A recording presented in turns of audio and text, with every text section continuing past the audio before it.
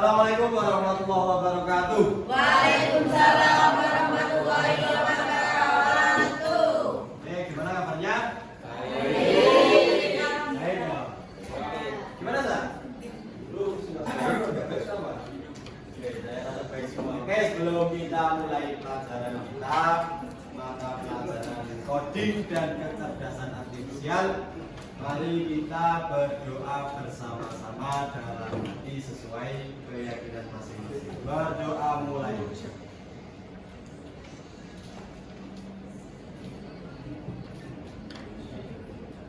Sudah selesai? Oke. Untuk materi kita hari ini yaitu rekayasa prom, seperti yang saya tampilkan di rekor. Jadi nanti jalannya pembelajaran hari ini kalian akan membahas tentang prom, mulai teknik prompting, apa itu prom dan bagaimana penerapannya dan lain-lain. Jadi tujuan pembelajaran kita hari ini yaitu menjelaskan konsep dasar dan cara kerja kecerdasan artifisial generatif. Oke, apa itu kecerdasan artifisial generatif? Mari kita bahas bersama-sama. Jadi gini, kemarin kan kita sudah membahas tentang AI dan macam-macamnya AI dan lain-lain. Oke, sekarang kita membahas atau fokus ke prom. Tuh, sebelum itu gini ya, kita kasih tahu. AI ini kan hal yang Oke, lanjut. AI ini termasuk hal yang baru, ya kan? Sekarang teknologi itu kan semakin berkembang, semakin canggih dan lain sebagainya. Jadi semakin cepat teknologi hari ini berlari, tidak berjalan. Jadi mau nggak mau kalian harus selalu mengikuti teknologi. Itu. Oke, apalagi AI ini. AI itu karena hal baru, jadi wajar kalau kalian mendengar atau pernah tahu berita atau statement atau yang lain kalau AI itu akan mengalahkan manusia. Pernah dengar? Nah, AI itu dampaknya berbahaya dan lain sebagainya. Itu malu, karena termasuk hal baru.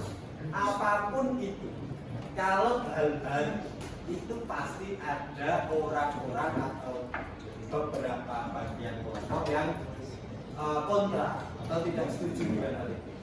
Bahkan dulu mobil diciptakan itu pun hampir semua orang menghujat, mencibir dan lain sebagainya. Bagaimana mungkin besi sebesar itu bisa berjalan di di jalan raya dengan kecepatan tinggi, berbaur dengan orang lain, dengan pejalan kaki dan lain sebagainya sebelum diterapkannya mobil.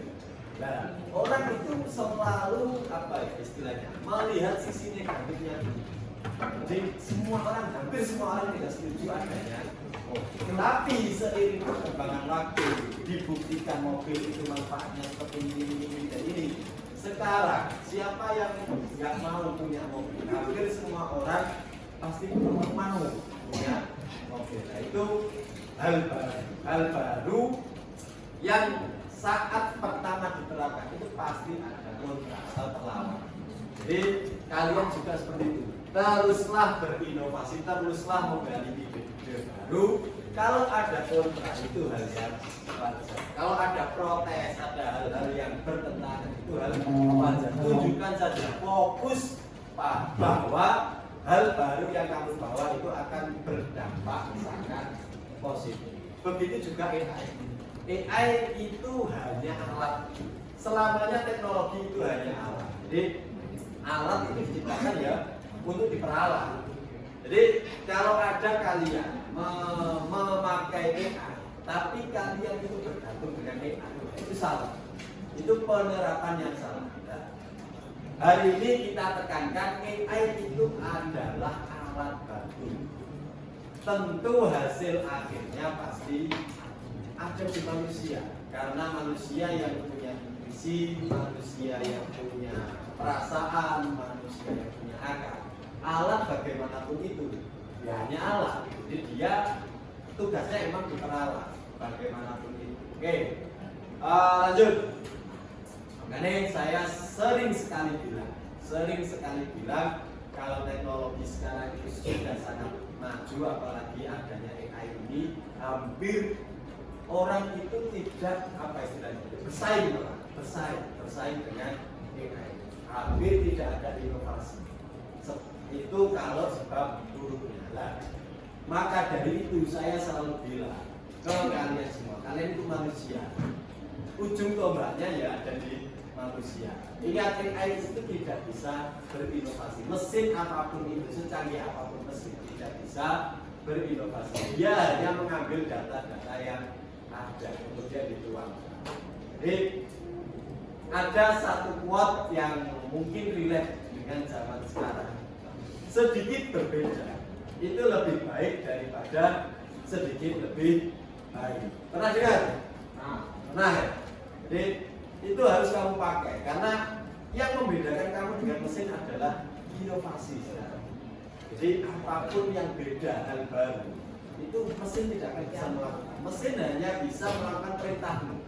Jadi perintahkan mesin semaksimal mungkin. Maka untuk hari ini pelajaran kita akan fokus bagaimana cara memanfaatkan AI. Oh iya, lupa ya, tadi belum saya absen. Kelas 12-9. Sekretaris, Deswita. Siapa yang akan masuk? Dinar, terus Dimas, Azre itu apa anak PB. Oke, oh dispen. Ya, terus Abbas itu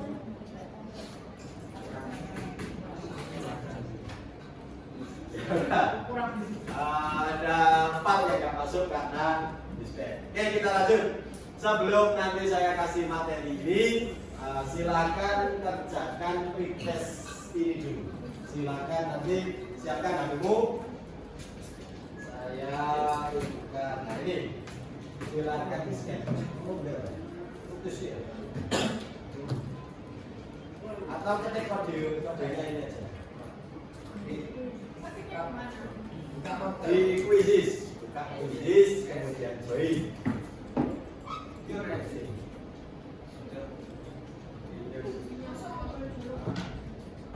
Atau langsung scan HP, coba aja. Kalau bisa, kalau bisa.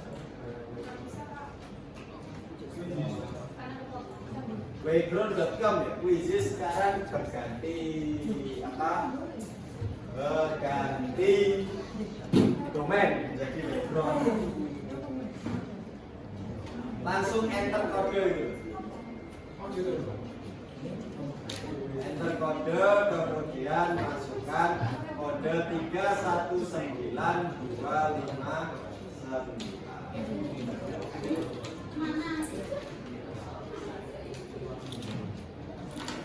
Bisa kerjakan dengan HP atau dengan komputer, terserah. Yang penting tulis namamu. Sebelum kerjakan kan ada nama, isian nama. Tulis nama lengkapmu.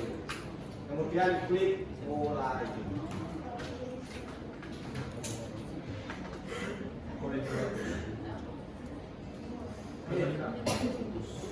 Belum ada yang gabung. Kalau ada yang kesulitan bilang aja.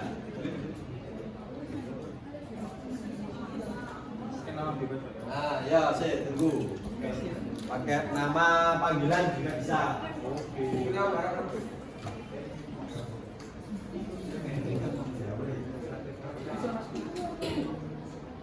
Oke, sudah selesai semua ya. Ya. Memang hasilnya kurang memuaskan tapi wajar karena kamu berapa. Oke, langsung kita masuk ke materinya.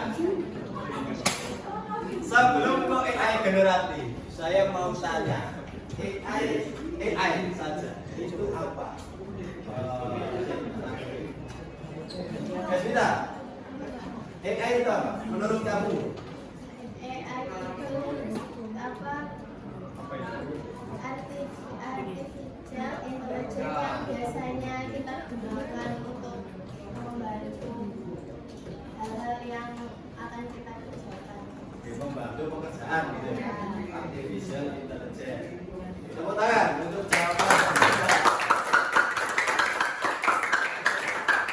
Kalau menurut Diva, apa nih? AI itu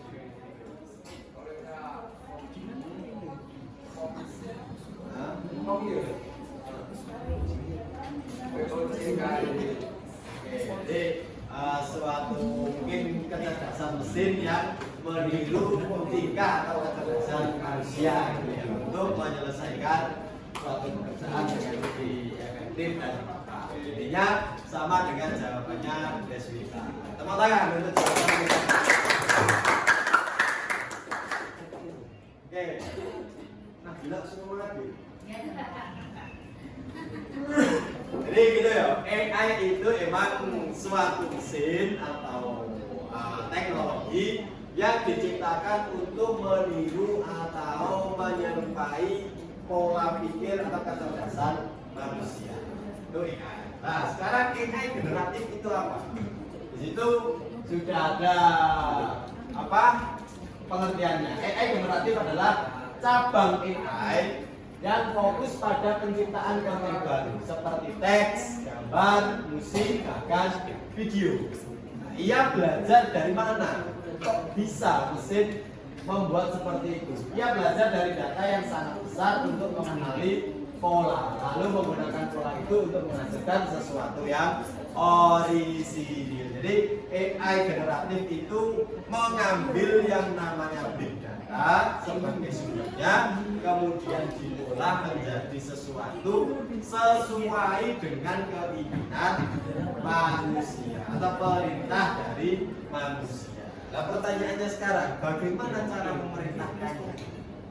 Tuh, ada yang sudah tahu menggunakan prompt. Jadi kita akan bahas prompt ini lebih lanjut. Oke, sekarang kan sering ada di mungkin di medsos, di TikTok, di IG, di apa? Facebook, ada main Facebook? Ada. Ya di TikTok lah yang platform populer itu banyak orang mempost gambar dari generate AI. Pernah lihat ya? Banyak ya. Ada apa orang lagi duduk atau berdiri di depan stadion Santiago Bernabeu, atau orang yang lagi viral sekarang orang berdiri di depan Ka'bah. Nah, itu dia tidak perlu ke sana secara real. Maksudnya foto itu tidak diambil secara nyata, tapi itu adalah proses dari generate oleh AI. Dan caranya gimana? Kita tinggal memerintahkan saja, memerintahkan AI untuk membuat gambar seperti itu. Oke. Selanjutnya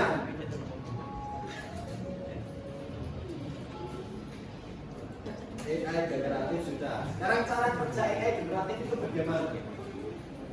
Yang pertama, ini adalah contoh-contoh dari platform AI. Ada ChatGPT, ada DALL-E, ada Sora. ChatGPT itu untuk membuat ide, membuat naskah dan lain sebagainya. Kalau DALL-E itu menciptakan gambar, mengenalkan gambar. Tapi ChatGPT sudah bisa ya sekarang. ChatGPT itu sudah powerful. Music LM ini membuat nada, komposisi nada. Yang ini Sora atau Tika itu membuat musik. Ada juga yang namanya Suno. Kalau Sora itu mungkin fokus ke videonya. Kalau musik saja itu Suno. Bahkan sekarang kemarin ada berita, ada seseorang yang mendapatkan penghasilan berjuta-juta dolar dari AI hanya membuat lagu. Lagunya dibuat oleh AI. Jadi dia hanya mengetik, buatkan saya lagu yang isinya tentang bla bla bla bla bla bla bla, kemudian diolah oleh AI. Jadilah sebuah musik. Dan itu kemudian dikonserkan dan jadi uang. Nah itu adalah salah satu contoh prompt yang akan kita bahas. Oke. Tapi tentu ini harus kamu tekankan. Meski tadi AI punya keterbatasan, dia bisa berhalusinasi atau menciptakan fakta palsu dan ingatannya terbatas. Kualitas outputnya sangat bergantung pada kualitas data latihannya. Jadi AI itu tipikalnya gini. Semakin sering dia dipakai, semakin paham atau semakin kenal AI itu kepada kita. Contoh, saya sering sekali memakai Gemini. Setiap saya pakai Gemini, Gemini itu akan mengambil data-data yang saya suruh atau saya perintahkan. Otomatis Gemini akan ngerti, akan paham apa yang saya sukai, bagaimana kerjaan saya, fokus saya itu di bidang apa dan lain-lain. Jadi perintahnya, apa keluaran outputnya dari perintah saya semakin hari itu akan semakin cocok, semakin spesifik, semakin sesuai dengan apa yang saya harapkan. Itu cara kerja AI. Tentunya kalian juga harus menerapkan teknik kata Nusatifah tadi prompt. Prompt ini adalah apa prompt itu? Ada yang sudah tahu? Kekuatan sebuah prompt. Itu ada. Prompt adalah jembatan komunikasi antara kamu dan AI. Ini bukan sekedar pertanyaan, bukan kok kamu bertanya apa atau mungkin bagaimana cuaca hari ini, bukan hanya seperti itu, tapi sebuah instruksi yang mengarahkan AI untuk menghasilkan output yang kamu inginkan. Contoh, kamu dapat tugas membuat makalah tentang pahlawan Patimura. Nah, kamu bagaimana caranya kamu itu bisa mendapatkan naskah makalah itu dari AI? Perintahnya gimana? Jadi prompt itu sangat-sangat penting. AI itu sangat bergantung dengan prompt. Jadi di sini ada beberapa teknik istilahnya atau step untuk prompting, teknik prompting. Makanya sekarang ada ini profesi baru. Profesinya itu teknik prompting. Jadi di perusahaan dia fokusnya hanya nge-prompt AI untuk menghasilkan output yang sesuai tugas atau sesuai dari perintah atasan. Kan banyak buku-buku prompting, banyak kan, kumpulan teknik prompt dan lain sebagainya. Saya ada tips langsung saja. Kalau kamu mau nge-prompt atau membuat prompt bingung, kamu tanyakan AI-nya juga. Contoh ini. Saya itu mau lomba membuat gambar AI yang sangat menarik. Kamu tuh bingung karena sekali proses pembuatan gambar itu promptnya harus seperti buatkan saya orang berdiri di tengah sawah, orangnya seperti apa, usia 40-an, orang mana, orang Indonesia, perempuan atau laki-laki, semuanya harus detail. Sawahnya bagaimana, ada background apa, itu kan terlalu jadi. Kamu tanyakan aja jadi, buatkan saya. Atau gini tekniknya, posisikan dirimu sebagai ahli prompting, kasih kata-kata seperti itu. Kemudian kamu teruskan, buatkan prompt untuk apa? Untuk membuat gambar yang isinya adalah orang Indonesia berdiri di tengah sawah. Buatkan dengan bagus dan menarik. Nanti AI akan mengenerate dan membuatkan prompt yang siap pakai. Bisa kamu copy dan paste di mungkin di Gemini atau di platform-platform yang lain. Atau buatkan saya video. Sekarang kan banyak ya video-video AI pakai Google Veo yang nanti dulu ada nenek-nenek loncat dari helikopter, ada wartawan lagi live, kemudian belakangnya ada orang lewat berbus dan lain sebagainya. Itu kan nggak nyata. Itu juga berasal dari AI. Jadi pintar-pintarlah kamu membuat prompt. Prompt itu seperti inilah. Perintah. Prompt kan artinya perintah. Contoh saya punya uang 200 juta. Saya pasrahkan ke Ditya. Dit, ini duit, belikan saya mobil. Dia berangkat. Saya hanya titik di situ, belikan saya mobil. Berangkat, kemudian Ditya membawa mobil Tepa. Ngerti nggak mobil Tepa ya? Salah nggak Ditya? Enggak. Padahal keinginan saya mobil untuk keluarga. Masuk ke keluarga, aku tak lupa no. Tepa, kan gitu kan? Nah itu salahnya bukan di Ditya tapi ada di saya. Kenapa perintahnya tidak jelas, tidak spesifik? Kalau Dit ini uang 200 juta, belikan saya mobil merek A untuk ini agar saya bisa ke sini dan lain sebagainya. Maka Ditya tidak akan bingung untuk membelikan mobil dan yang datang pasti sesuai dengan harapan saya. Itu paham ya? Oke, silakan sekarang kita praktekkan teknik prompting. Buka ChatGPT.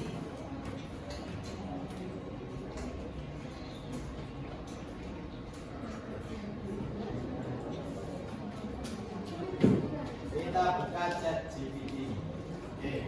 Tadi di sini ada memberi latar belakang AI, paham topik, gaya dan tujuan kamu. Ini penting. Kamu mau untuk apa? Kemudian fokusnya di mana dan lain sebagainya. Instruksinya harus spesifik, menentukan format dan memfasilitasi kreativitas. Ini contohnya. Contoh tadi ya, posisikan dirimu sebagai ahli komputer. Oke. Sekarang konteksnya apa? Buatkan saya makalah tentang jaringan komputer. Bentuknya seperti apa? Dengan bentuk format dokumen yang siap cetak. Untuk apa? Untuk tugas informata pelajaran informatika kelas 12. Namanya seperti ini. Apakah ini sudah detail? Kalau menurutmu sudah detail, silakan kamu generate. Maka AI akan membuatkan dalam bentuk doc yang siap print. Jadi wajib membentuk file dokumen. Menurutmu apa yang kurang dari prompt ini? Apa yang kurang? Ada satu, judul makalah. Ini kan tentang jaringan komputer, tidak ada judulnya. Ini kita sudah bisa mendownload filenya. Nah, ini file yang siap di print atau sudah ready tanpa kita sudah isi pendahuluan dan lain-lainnya tanpa kita ngetik. Nah, baru tentu jangan berhenti di sini, tentu hasil akhirnya, sentuhan akhirnya ada di kamu, sempurnakan. Dan tadi AI bisa memberikan fakta yang palsu, ini harus kamu lagi. Makanya di ChatGPT itu ada ChatGPT can make mistakes, check important info. Jadi ChatGPT selalu bisa membuat kesalahan. Semua AI pasti ada peringatan seperti itu, biar kamu tidak ketergantungan, atau tidak saklek seperti saklek. Hasil dari AI langsung kamu gunakan, hasil dari AI tidak kamu telah dan lain-lain. Itu namanya saklek, itu bahaya. Itu bisa membahayakan kalian. Makanya kamu sekarang harus paham bagaimana cara memakai atau memanfaatkan AI. Kalau mau menggerak gambar, ya kan? Ini seperti yang saya terangkan, buatkan saya prompt untuk membuat gambar. Nanti kamu jelaskan sedikit gambarnya seperti apa. Siswi SMA berdiri di depan gedung sekolah dengan suasana yang asri. Nah, dia akan membuatkan prompt. Kita tinggal copy. Ini kan prompt yang sesuai dengan apa yang tadi ada konteks, ada instruksi yang spesifik, ada format dan juga memfasilitasi kreativitas. Tinggal kita pasterin di ChatGPT. Contoh kita mau mencet create image, jangan lupa create image. Kemudian paste promptnya di nanti dia akan membuatkan gambar. Tapi ini masih kurang sebenarnya kalau saya tadi. Kurang orang mana, siswi mana, dan lain-lain. Ini logis di sini. Untuk kecanggihan AI generator. Jadi dia selalu mencari data untuk diberikan kepada pengguna agar lebih sesuai, semakin sesuai dengan apa yang diinginkan oleh pengguna. Jadi balik tadi ke saya bilang, AI semakin digunakan maka dia akan semakin paham atau hasilnya akan semakin spesifik. Ini contoh. Tentu tinggal kamu sekarang, tinggal kamu bagaimana kamu bijak atau menggunakan AI ini dalam hal positif. Jangan sampai kamu menyalahgunakan kecanggihan teknologi. Kemarin kan sudah ada materi literasi digital. Saya tunjukkan contoh video yang digenerate pakai ini.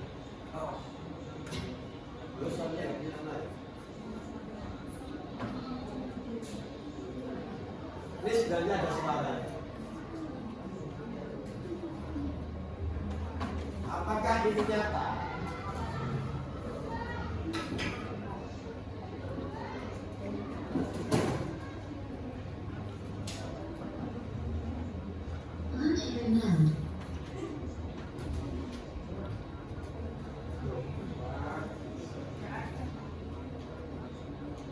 Ini sebenarnya ada suara. Nah, ini digenerate atau dibuat juga menggunakan.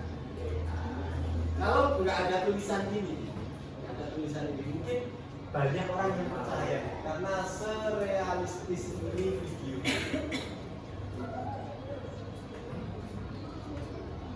Saya pernah bilang orang yang tidak memainkan AI akan dipermainkan oleh AI. Jadi gunakan AI, kenali AI dan maksimalkan AI itu untuk membantu pekerjaan kita. Oke, tepuk tangan untuk kita semua. Mungkin itu untuk materi kita hari ini tentang prompting. Sudah paham ya? Ya. Ada pertanyaan? Ya. Tidak ada pertanyaan? Ya. Keren kan? Sudah saya kasih PR untuk kalian praktekkan dan kalian kerjakan tentunya bagaimana caranya menerapkan prompt ke dalam AI generatif. Jadi di pertemuan selanjutnya kita bahas, tentunya kamu harus sudah mengerjakan semuanya. Oke, gitu ya. Sebelum selesai, kita berdoa dulu agar pelajaran kita hari ini bisa menjadikan kita lebih paham, lebih baik, lebih manfaat, dan pelajaran kita bisa berguna untuk kalian semua. Berdoa dalam hati mulai.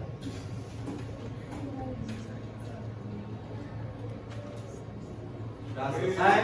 Sekian dari saya. Terima kasih. Saya akhiri. Assalamualaikum warahmatullahi wabarakatuh.